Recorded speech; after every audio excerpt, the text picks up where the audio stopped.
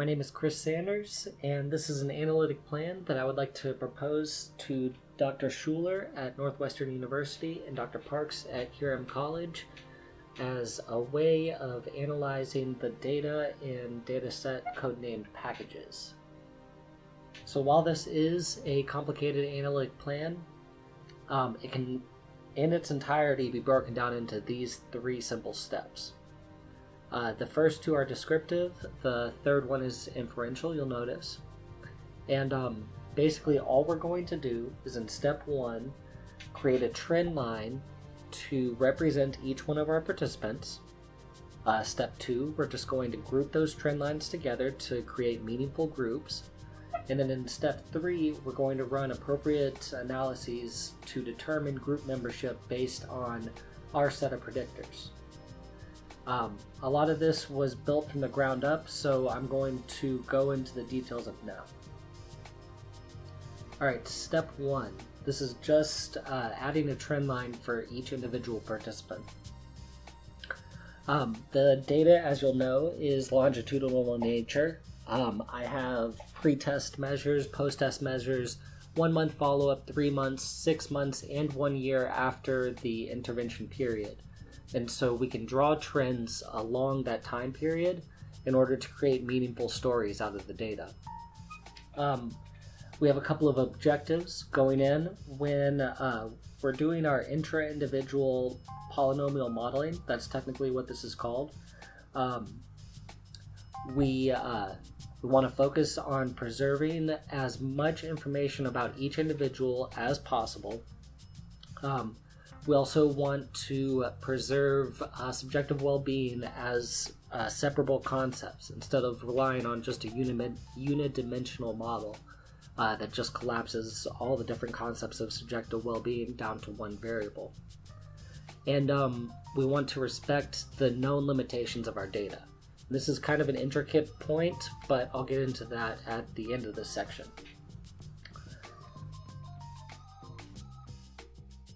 So to start off, I'm going to talk to you very briefly about information preservation.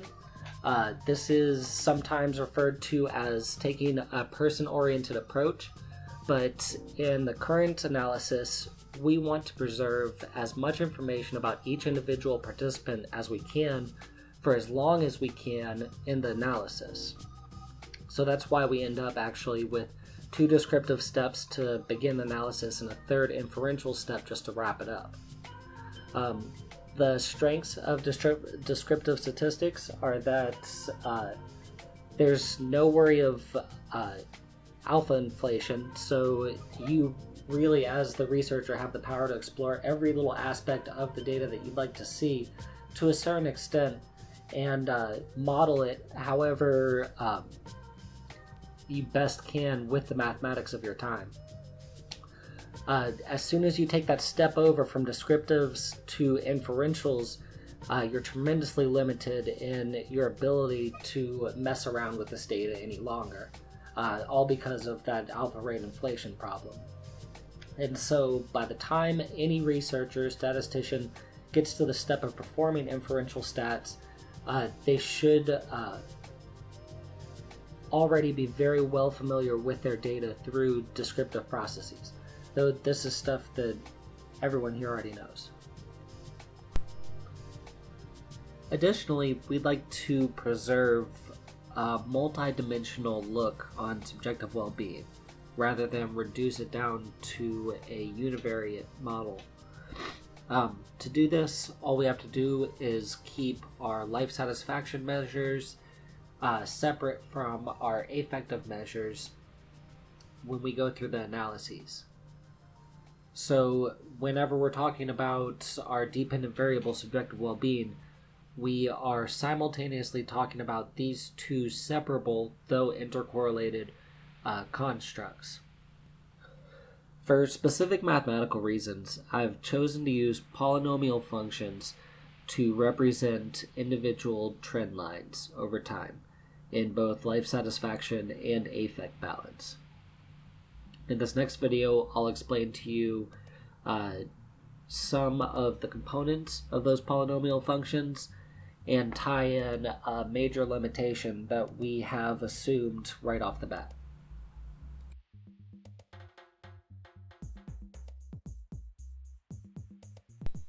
Here's a two-dimensional way to look at our data.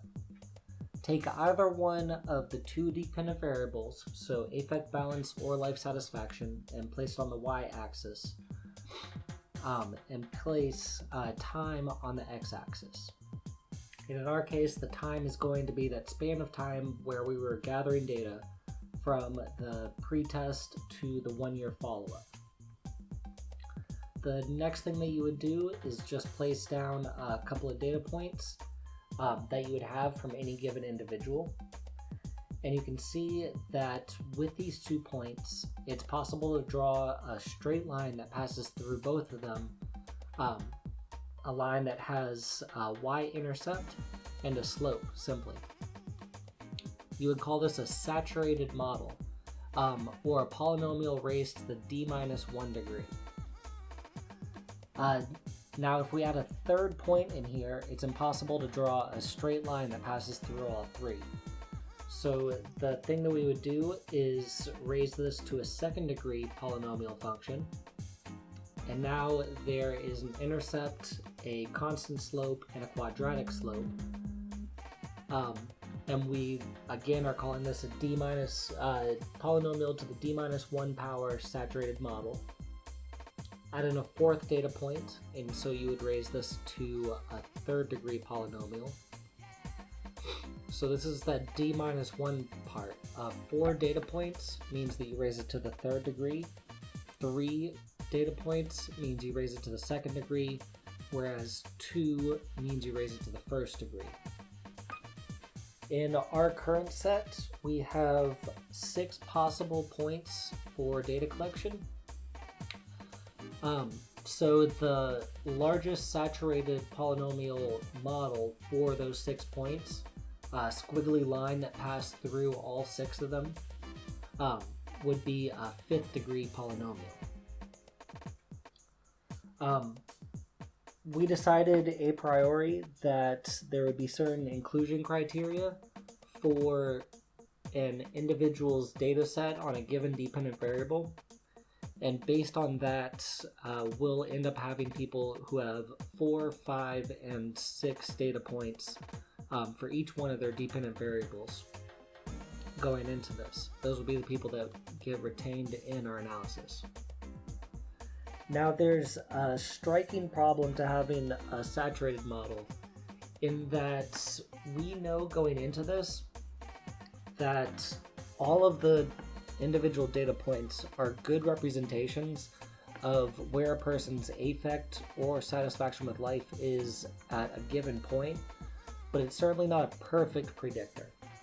And so at the very most, these data points should only be able to characterize broader trends amongst themselves rather than a line that is so squiggly that it passes cleanly through each one. Previous slide, we raised our polynomials to the d-1 degree in order to make them saturated lines, ones that perfectly represent each one of the data points. In order to make them smoother lines that are less immediately representative, but ultimately, theoretically, more representative of the actual trend, you'd raise this to a polynomial function of a degree of d-2 instead of d-1. So in the previous example, if we had 4 separate data points, instead of raising that to a third degree polynomial function as you would in a saturated model, you raise it to a second degree. And the same sort of logic applies for all the data points that fall after it. So a 4th degree polynomial function would be one that represents all 6 of those data points. And so you see that for each individual participant and each dependent variable within that participant, we have a set of coefficients here that will represent their individual trend line over time. And later on, we'll use this information in grouping our participants together. So in this step, all we are doing is generating a line intra-individually that represents each individual person in their own unique way. Now, regression is the process that you would use to form this line that represents an individual. And up here you see the typical linear regression model, where you have a set of coefficients and you have a set of predictors and some sort of outcome variable that you're estimating based on those predictors. So it turns into a very similar equation to our polynomials that we've been working with, whereas you have a beta sub 0 coefficient that represents the y-intercept, and then you have a beta sub 1, beta sub 2, beta sub 3, and so on that match up with each one of the individual predictors in your model. Now, recall that with a maximum of 6 data points per person, the largest function that we're going to generate is going to be a 4th degree polynomial function.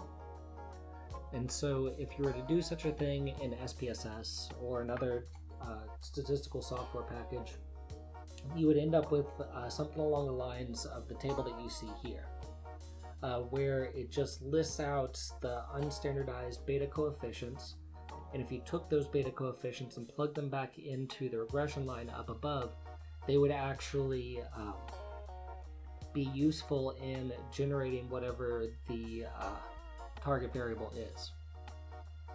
In our same case, this 4th degree polynomial equation matches up exactly with the regression equation above, just substituting in x to the 1st through x to the 4th power in for the 4 different predictors.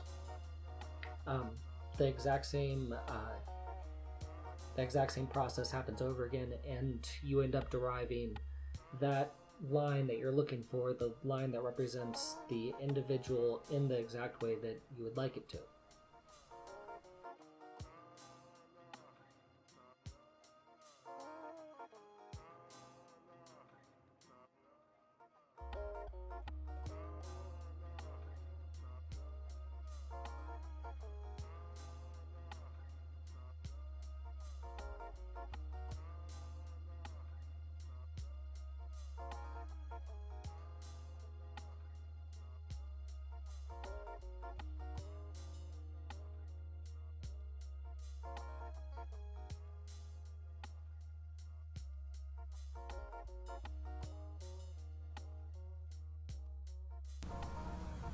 Here's something I call the toy.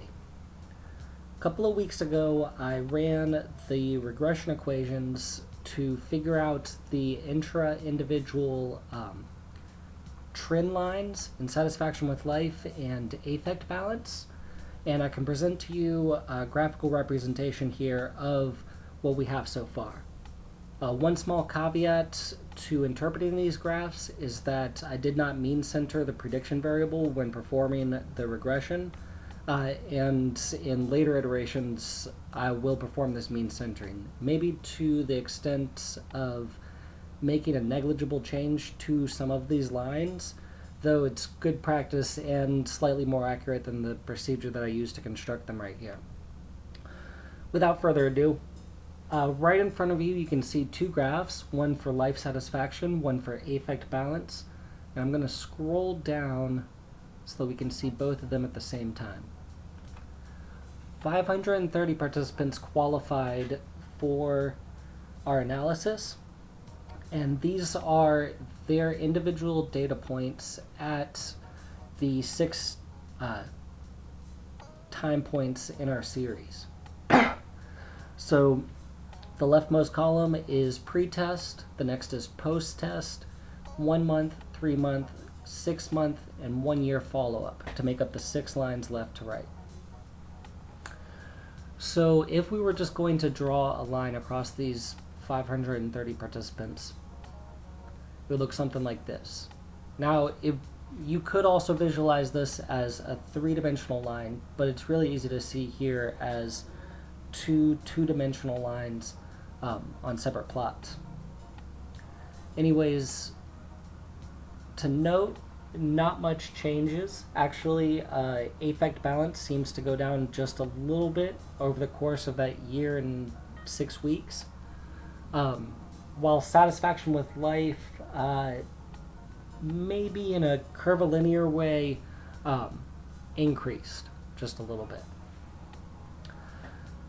What type of information we lose, however, when just looking at broad generalizations across this huge set of people, is the individual lines. This is why we're taking a person-oriented approach starting off this analysis. So the individual line for each person maps out something like this.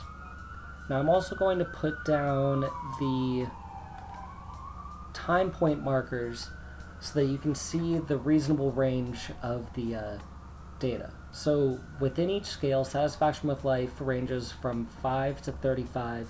Affect balance, I believe, runs from 40 to negative 40, though it's cropped off at the bottom because that is where we drew our inclusion criteria for any individual observation, which is plus or minus 3 standard deviations from the mean.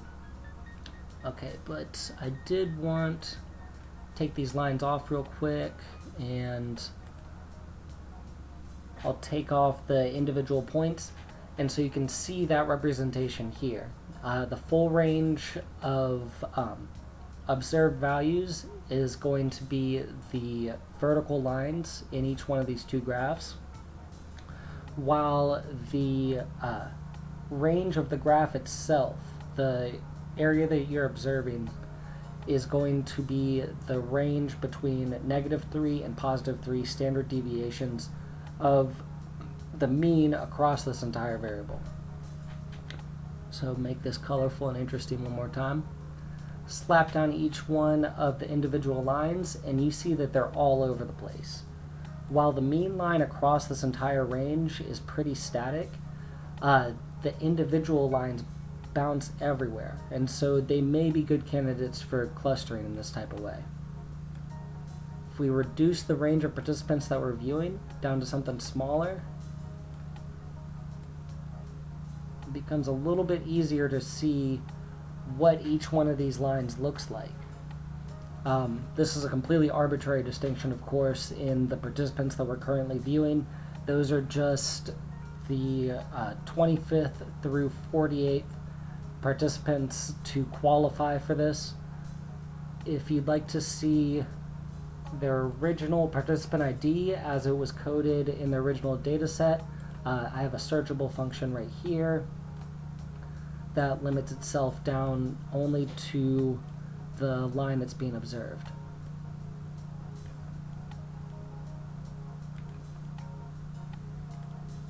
And so you can see that right here. If you'd like to play with this toy, just let me know and I will send you the R code for it. Thank you very much. So we enter into step 2 of our analysis with a collection of trend lines that represent our participants. And our next step is to reduce this collection down to a reasonable number of prototypical trends so that we can interpretate them easily. When we do this reduction, we have a set here of firm objectives that we'd like to achieve in that clustering. So the first one here, for purposes of interpretation, we would like this to be reduced down to prototypes so that I can take this small collection of prototypes and describe each one of those individually and use it as a point of explanation of what has happened to the participants. The next 2 points add towards the accuracy of these prototypes that were created. So the trends should be distinguished by their line shape. That means that the individual participant trends as well as the prototypical trends should all be represented by the shape of their line. And that whenever possible we should avoid arbitrariness in our decisions. The final objective on this page is that the procedure should detect change. So there should be some way, because we're looking for people who have benefited, there should be some sort of way to demonstrate the distinctiveness of an individual's benefit across this time, or more specifically, a prototype's benefit across this time. Because this is a prototypical clustering approach, the foundation of our analysis is going to be the k-means clustering solution, and I'll explain that right here. The k-means cluster solution in under 2 minutes. The objective of the k-means algorithm is to find a user-defined number of prototypes that best represent the data set. So if we had 2 variables that we were interested in studying, we could plot them on a scatter plot just like this, with all of these data points representing individual level data. And to begin the k-means algorithm, we would start off by randomly assigning, in this case, let's say 4 different prototypes, just random numbers that fall within the range of the data. Now, the first step of the algorithm is that you calculate the distance between each one of those prototypes and all of the different points on that scatter plot, and you assign points to prototypes based on which ones are closest to that prototype. Then you just recalculate the prototype as a mean of all those data points. So the prototype is a better prototype of that group, if you will, or that cluster. And then you repeat the same process over again with the previous step and figure out which points are now closest to that new prototype now that it's moved. And you continue doing this iterative process over and over again until the solution is found that the prototypes no longer move. And that is the k-means cluster solution in a nutshell.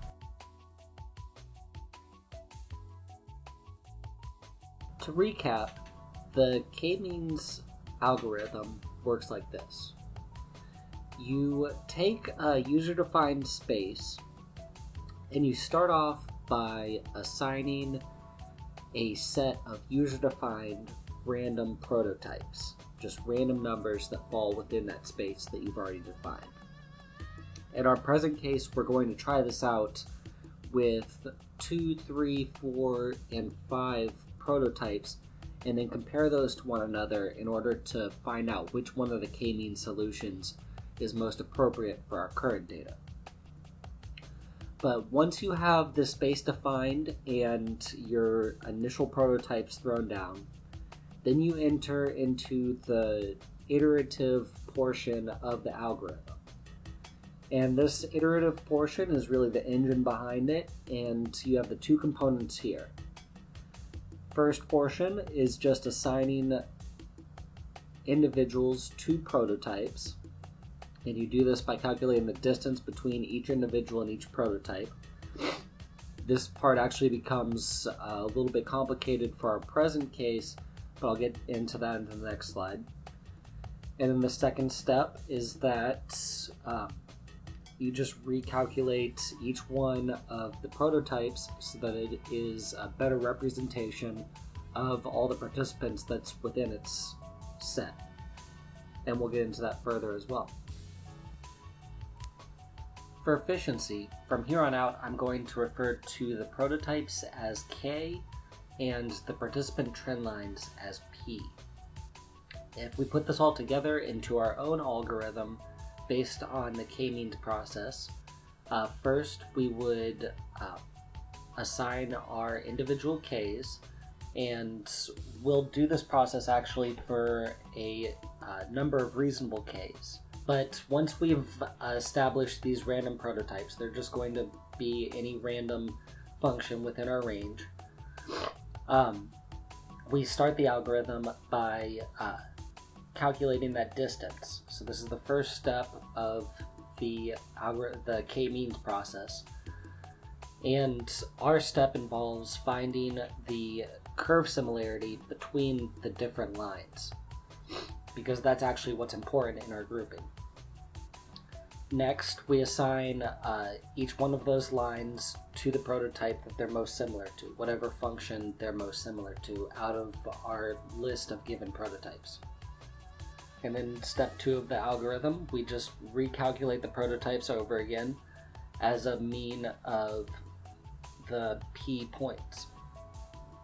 And keep on doing this algorithm until k's no longer change.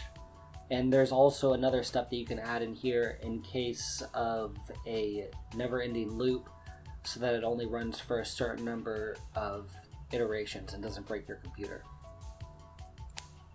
In this slide, I'm going to dig even further into the very first step in our algorithm, the distance function that we're calculating between each p and each k. This distance function can be broken up into 3 phases. The first and third phases are from calculus, and the second one is from simple geometry. So this portion of the talk, I'm going to step away from psychology and statistics to just talk about a little bit of math and let you know how we arrived at the function used to calculate curve similarity between 2 different lines, rather than the distance between 2 different points. So recall that this is the way that we're going to distinguish which one of the prototypes each one of our participants fits into. So which one's curve matches best. So to start off of phase 1, we take each one of the functions that's used to represent each one of the p's, and we find the derivative of that function. What that does for us is it gives us a new function that represents at any given point along time, our x-axis. You can use the derivative function to find the exact linear slope of your original function at that point.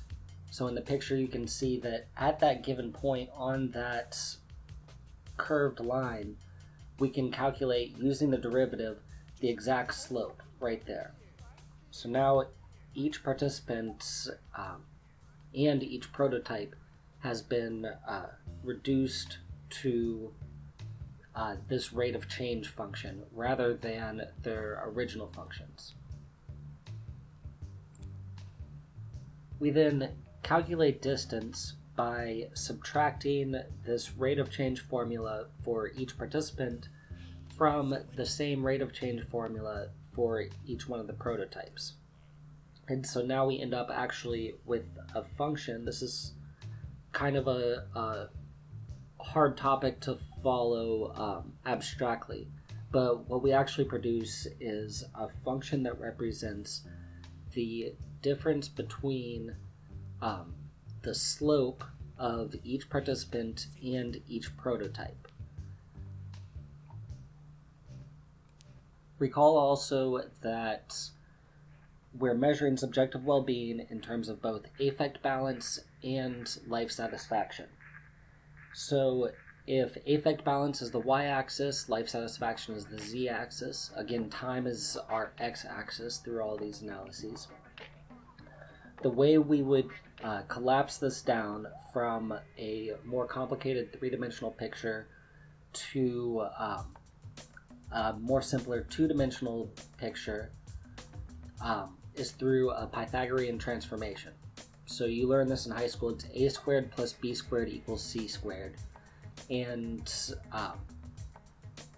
from phase 1, we have a function that represents the distance between the slope of p and the slope of k for the entire span of time that we're measuring on our x-axis. And we have that for both life satisfaction, one of those, and one of those for affect balance. And so in calculating the distance that a person differs in their slope based on both of these 2 dimensions would be something that travels diagonally across those dimensions and measures that distance.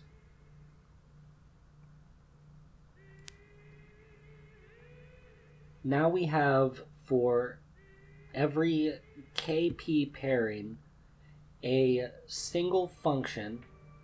So every time I'm talking about function, I'm talking about y equals b sub 0 plus b sub 1 times x, and so on.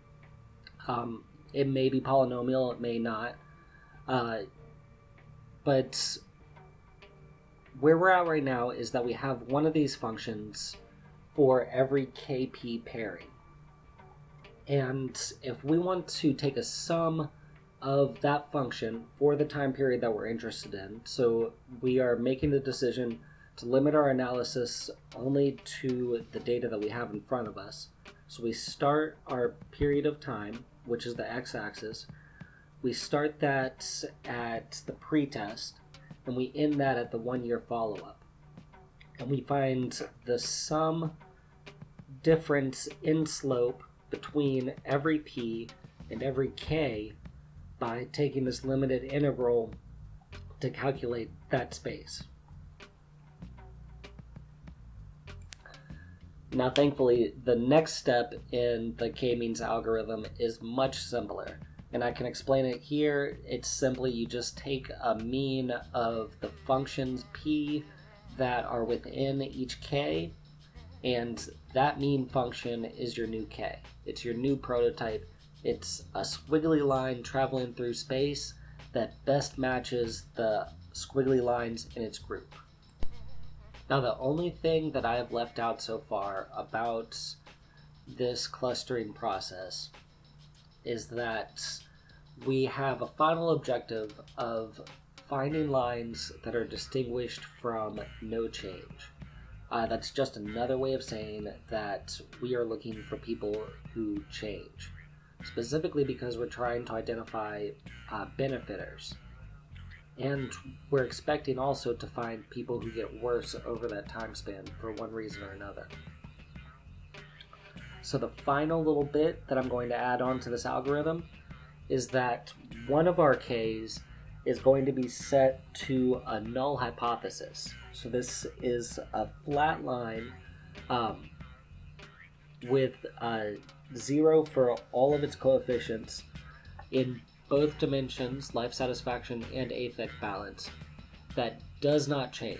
So this prototype, as it goes through, will continue to collect lines that are similar to it, and will also provide a certain degree of distinctiveness between that null hypothesis and any other group. And here's our final step.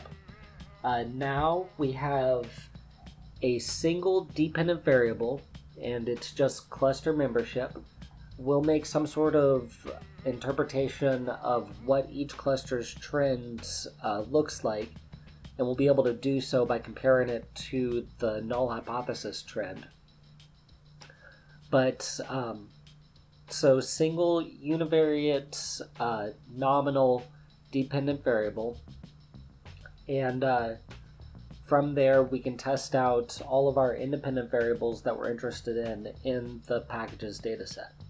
So this dataset has demographic information, it has all sorts of information about an individual's mental health history, it has their depression scores over time measured at multiple different points, and some interesting stuff about what a person was thinking and feeling while they were going through the intervention, like did they enjoy it or did they find it difficult. And it also has their adherence and continuation of the intervention behavior within and after the intervention period. So when we have the case of a categorical dependent variable and a set of independent variables that are both continuous and categorical and have all sorts of different stuff going on with them, we can use these two strategies, descriptive discriminant analysis and logistic regression, to find the statistical inferences about the relationship between the IVs and the DVs, or the single dependent variable. The discriminant analysis is the more powerful of these two analyses, though it contains within it a lot of assumptions about normality and multicollinearity and things like that. Though it is regarded to be a robust test, just so long as we make sure to handle our multivariate outliers well. Logistic regression, on the other hand, has fewer assumptions than discriminant analysis, and it's also less powerful, so it's less able to find effects, but it does provide us with a easy to interpret effect size, something that translates to a person's probability of changing from one cluster to a different cluster based on their response to an independent variable. So these three steps together, first, assigning a squiggly line to each individual participant. Number two, grouping those squiggly lines together into reasonable prototypes. And then step three, making inferences about prototype membership based on our independent variables. Those three things coming together is my analytic plan for handling the package's data, and I would like to know what you think. Thank you.